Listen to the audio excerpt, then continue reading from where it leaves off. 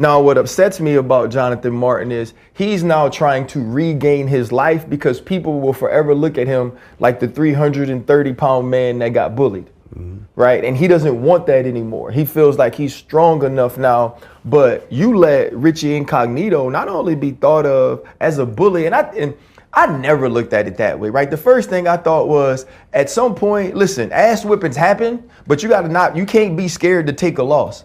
If it's that bad and you feel that way, then you got to stand up and show you can't treat me like this forever. That was my thought, right? I have since tried to evolve from a mental health and emotional perspective to say some people just can't do that.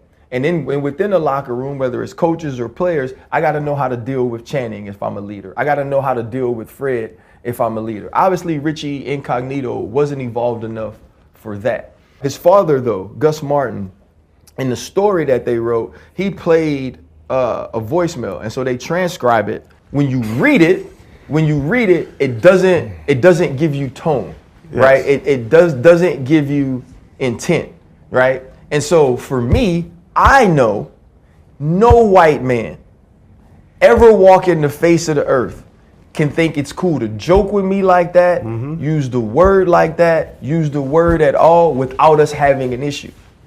For Jonathan Martin, that wasn't a problem. And so now, though, when you say these things, and when I read the Ted Wells report, I'm like, not only is he a bully, he's an effing racist. And that's hard to kick.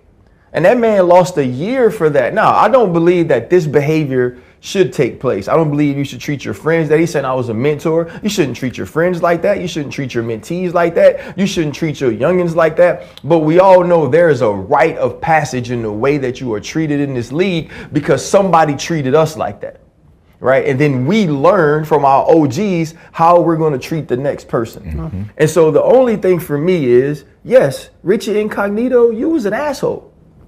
And Richie Incognito, you treated this man in some way unfairly based on what he had the capabilities of handling. And then Jonathan Martin on the other side of it, you should have handled it in a better way. You should have handled it in a different way. But I'm also old enough to understand that not everybody is emotionally equipped for it. And so now you have this whole thing that Jonathan Martin now wants to go take his life back. And I believe we should allow him to take his life back. But who gives Richie Incognito his life back?